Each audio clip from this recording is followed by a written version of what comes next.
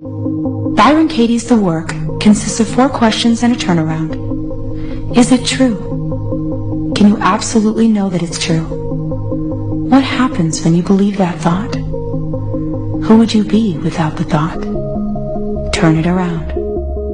At thework.com, a worksheet can be found to help guide you to explore these questions for yourself. Now, experience the journey of those who have done the work.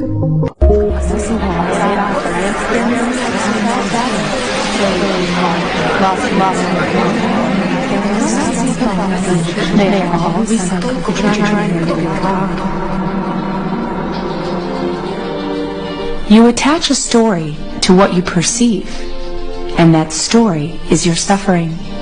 Who would you be without your story?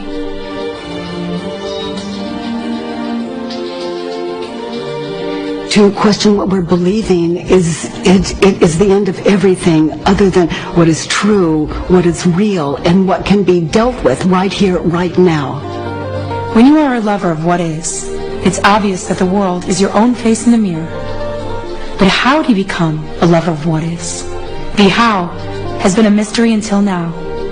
Now it's clear that all you need to do is investigate your stressful thoughts. The 4 questions and turnaround of the work will take you as deep as you want to go.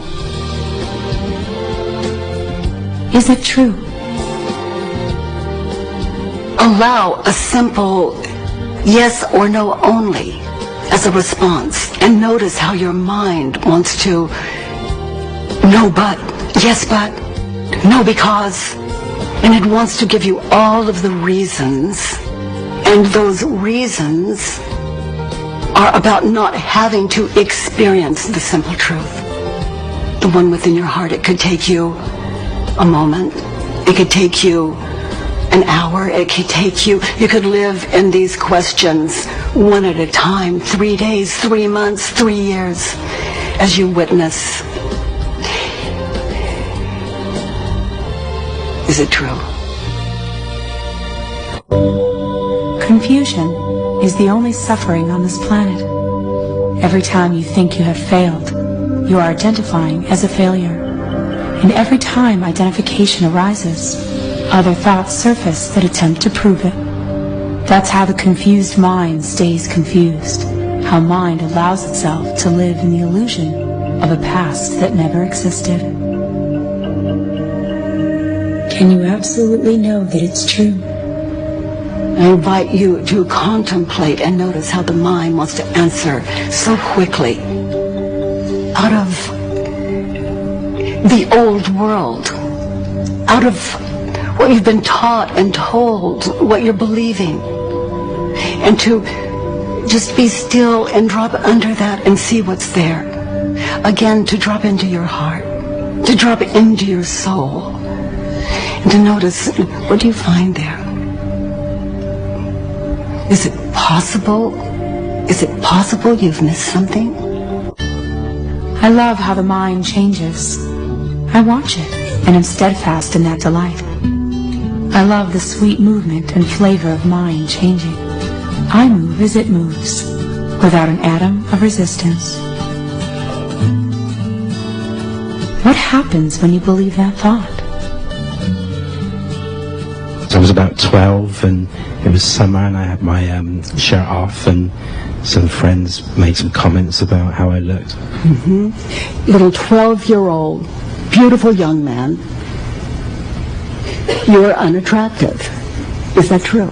They say you are.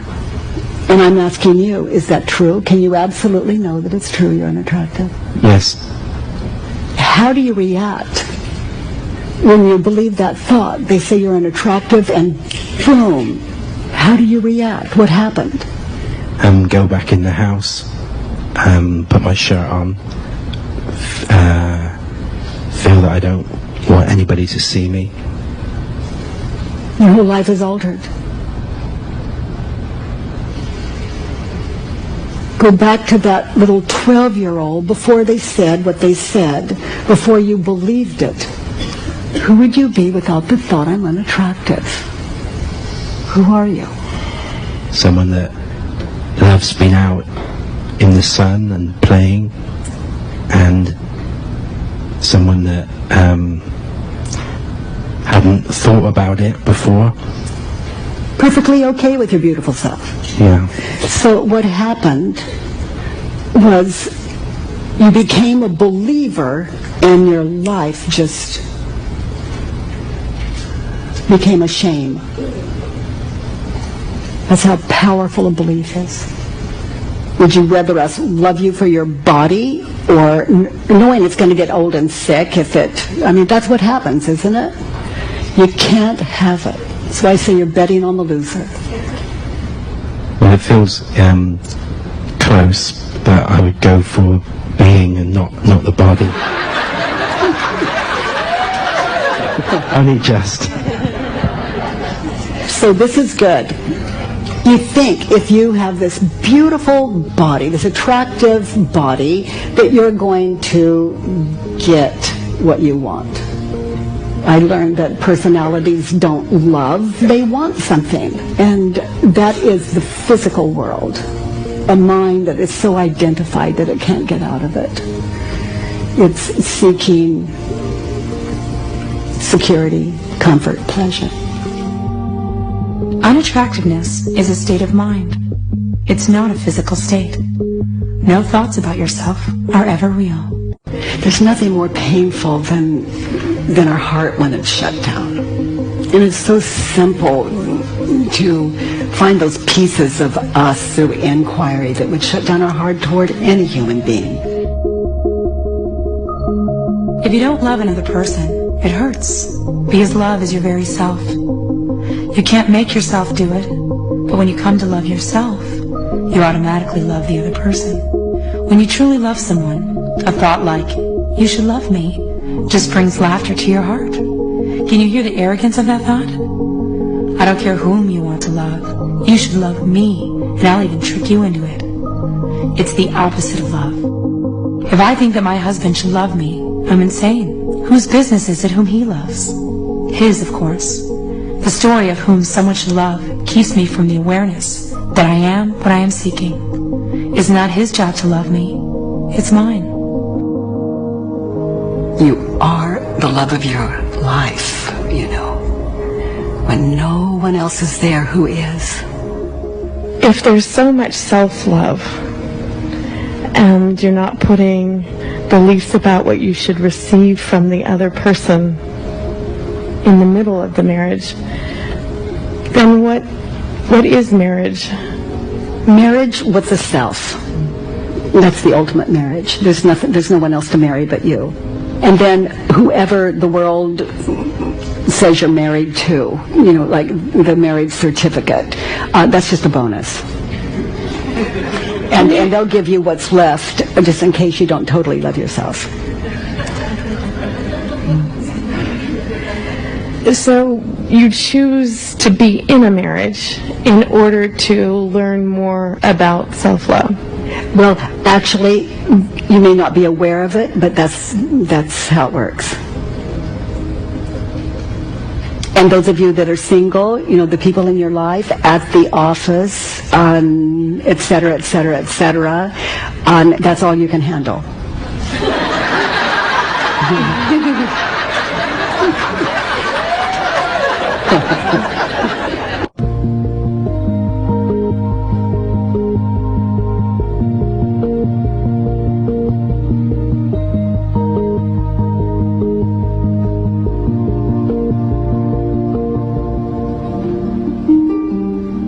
Who would you be without the thought? We begin to lose our identity. I invite you just to notice, not move away, just burn and stay in it. Just stay in it. This is your life we're talking about. This is the end of hate and fear and the beginning of love. There are no accidents in the world. When you are a lover of what is, your suffering is over. Nothing that happens that isn't for you, for your enlightenment, for your freedom. And I invite you not to believe me, of course, but to test it for yourself.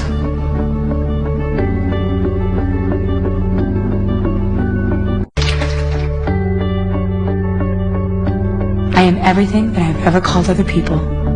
They were me all along. Everything I ever called my enemy was me.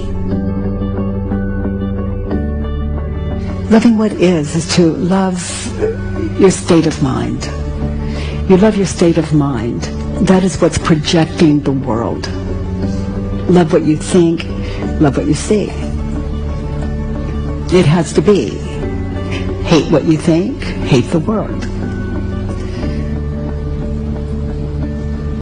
The question mind is pure wisdom, and it can heal the whole world. As it heals, the world heals. I came to see that I couldn't live until I died. And what lives, thank God, is not the me I thought I was. There is nothing I am that is not beautiful. I appear as all things, the old and the new, the beginning and the end. I'm everything. I'm you. Who would I be without my story? To go back and to check it out without having to be right, without having to win. This is my freedom I'm talking about.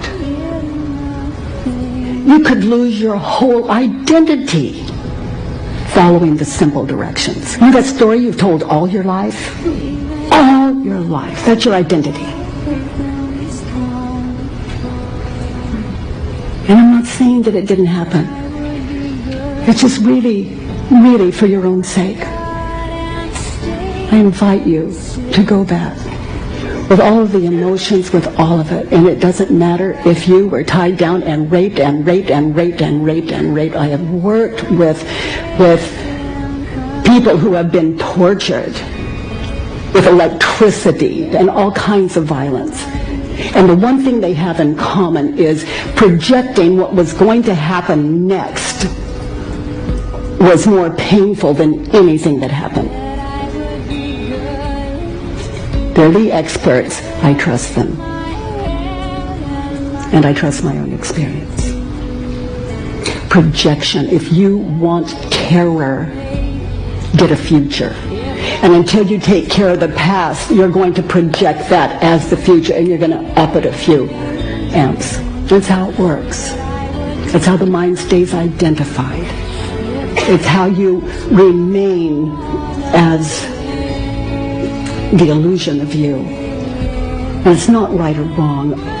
When we love ourselves, you know, the dream it's so sweet. It's so sweet.